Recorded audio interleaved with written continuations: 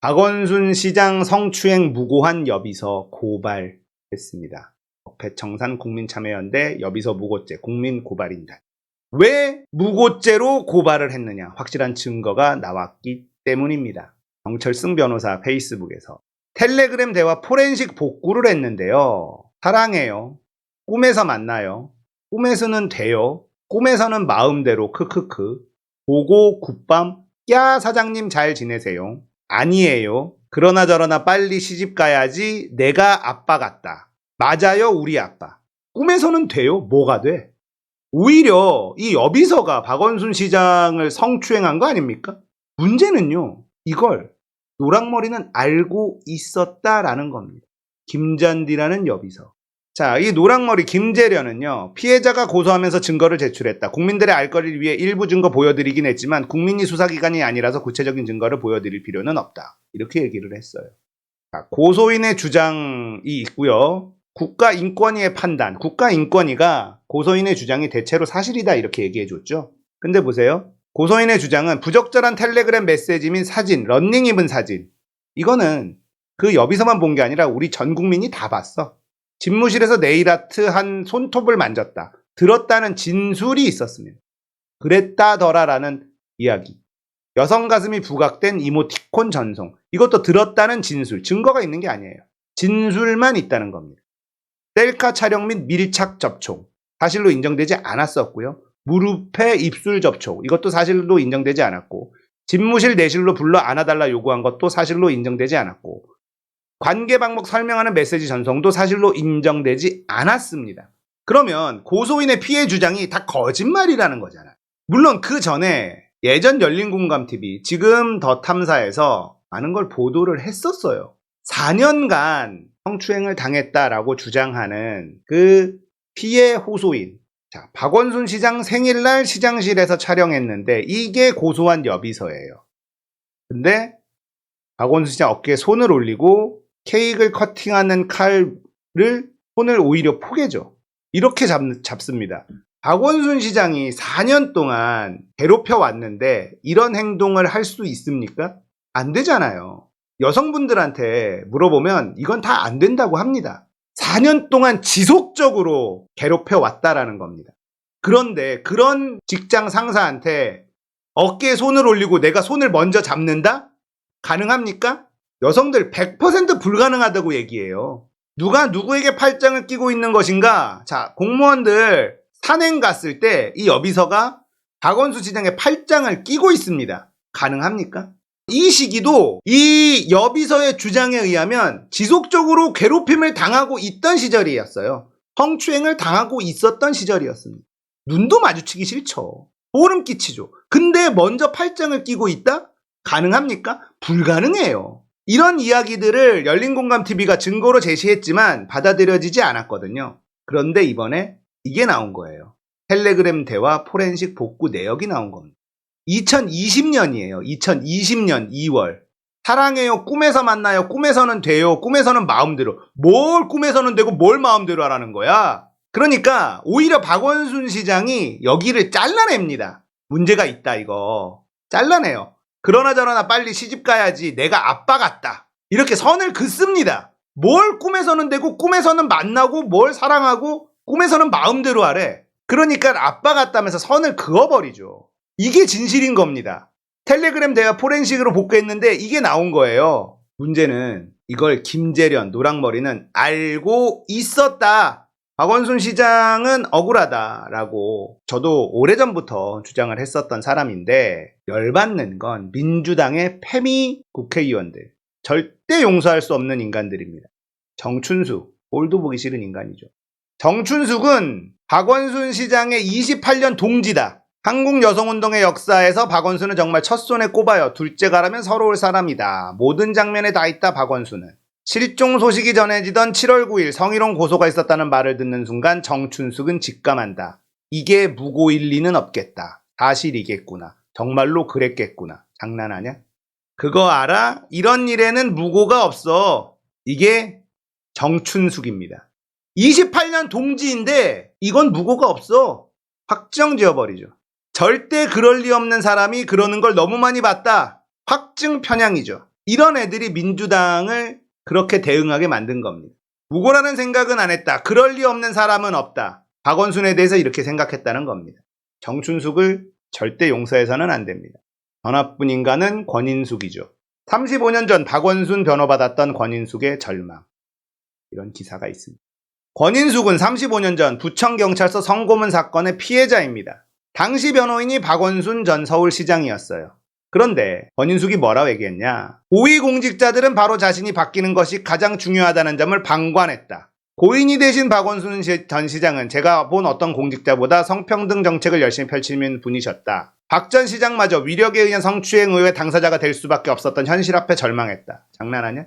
그러니까 확증이에요. 이 패미들은 이런 일에 무고는 없어. 그럴 리 없는 사람은 없다. 이렇게 단정 지어버리죠. 이런 인간들이 패미예요. 사회에 없어져야 될 것들이죠. 박원순은 권인숙의 은인 같은 사람입니다. 그런데도 그럴 리 없다라고 의심하지 않아요. 패미들은 그래요. 이게 제가 참을 수 없는 지점입니다. 노랑머리와 여비서 이들은 천벌을 받아야 하지만 민주당이 확정지었어요.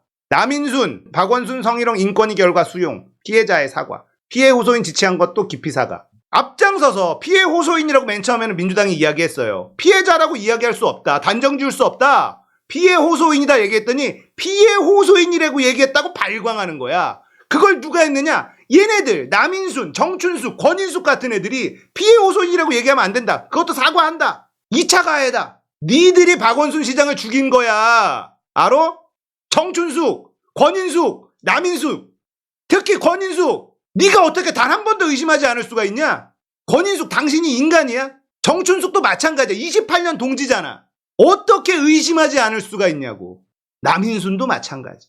은혜도 모르는 인간들이고 은혜를 모르는 건 금수라고 불러 우리가. 민주당 지도부는 이 인간들 멀리해야 됩니다. 그리고 다음 공천 무조건 경선 룰 지키고 이들 나오는데 경선에서 무조건 떨어뜨려야 됩니다. 얘네들이 민주당에 있으면 절대 안 됩니다. 기억하십시오. 권인숙, 정춘숙, 남인순 이 세 명은 무조건 쫓아내야 됩니다. 니들이 2번 죽인 거야. 자, 박원순 시장이 탄핵한다고 외출한 다음에 그 다음에 돌아가셨죠. 그때 어떻게 됐느냐. 남인순이 제보를 받고 그 정보를 박원순한테 찾아가서 따집니다. 동지라고 하는 인간들이 상대방의 공작에 맞받아서 춤을 춰주고 앉아있으니 박원순 시장이 버틸 수 있었겠습니까? 박원순 시장이 어떻게 버티겠냐고요. 믿었던 동지들이, 내가 지켜줬던 여성들이 그럴 리 없는 사람은 없다면서 내 말은 들어주질 않으니 어떻게 버틸 수가 있냐고요. 왜 극단적인 선택을 하냐고? 누가 버틸 수 있겠습니까? 박원순이라는 인간한테 가장 중요한 것이었는데 어떻게 버틸 수 있겠냐고요. 버틸 수 없었을 겁니다. 절대 용서할 수 없는 인간들이에요. 정춘숙, 권인숙, 남인순 니들은 인간이 아니야. 니들이 진짜 인간이라면 공개적으로 박원순 시장한테 사과해. 못할걸? 패미들은 그걸 못해요. 그래서 패미들하고는 절대 상종도 하면 안 되는 겁니다. 허재현 기자입니다. 김재련 변호사는 답하라.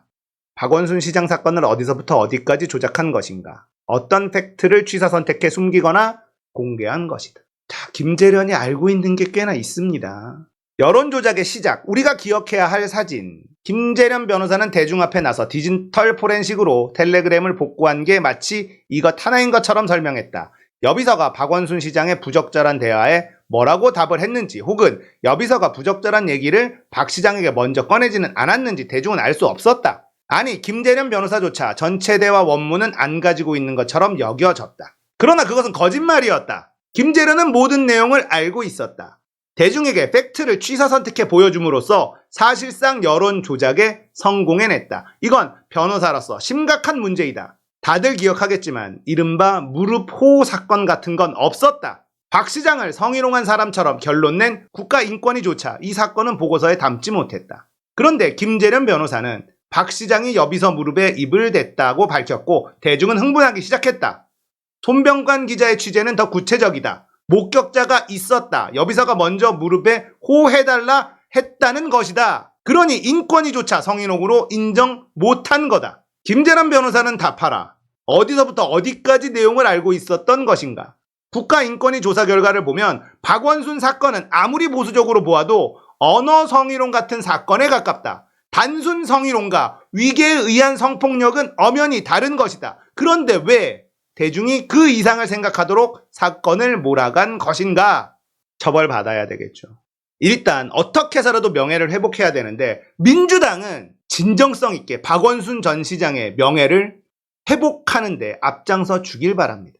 그리고 정춘숙, 권인숙, 남인수는 공개적으로 박원순 시장을 모욕한 것에 대한 사과하시기 바랍니다. 민주당이 반드시 해야 되는 일이에요. 우리가 우리 동지를 지키지 못하면 누가 앞장서서 싸우겠습니까? 그게 의리인 거예요. 박원순은 죄가 없어요. 우리의 대표급이었던 박원순의 명예를 회복하는 데 민주당이 앞장서는 건 매우 중요합니다. 여기에 적극적으로 나서주는 건 남녀 간의 젠더 갈등하고는 아무 상관없어요. 박원순 시장의 명예를 회복해주는 건 젠더 갈등의 영역이 아니에요. 이건 그냥 진실에 대한 이야기일 뿐입니다. 박원순 시장 이야기하는 걸 젠더 갈등이라고 못 건드리게 하는 애들 민주당에다 전부 다 내보내야 돼요. 그런 애들이 민주당에 있으면 안 돼요. 걔네들은 머리도 나쁘고 감각도 없고 미래를 내다볼 줄도 모르는 사람들이에요. 이 이야기는 젠더 갈등 영역이 아닙니다. 진실의 영역이에요. 그리고 우리의 유력 주자였던 우리가 좋아하고 사랑하고 존경했던 박원순의 명예에 관련된 일입니다.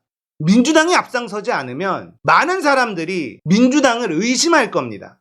이런 일에 앞장서서 명예를 지켜주는데 민주당이 힘을 내준다면 나에게도 억울한 일이 생긴다면 민주당이 나를 지켜주겠지 라는 생각들을 할 거 아닙니까?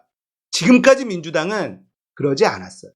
열심히 일하고 문제 생기면 버림받았어요.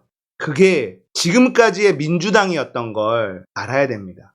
그런 정당은 충성도가 떨어질 수밖에 없어요. 저는 그래도 희망을 좀 가지고 있어요. 박원순 시장의 명예를 되찾아주길 바랍니다. 민주당이 앞장서서 해주기를 바랍니다.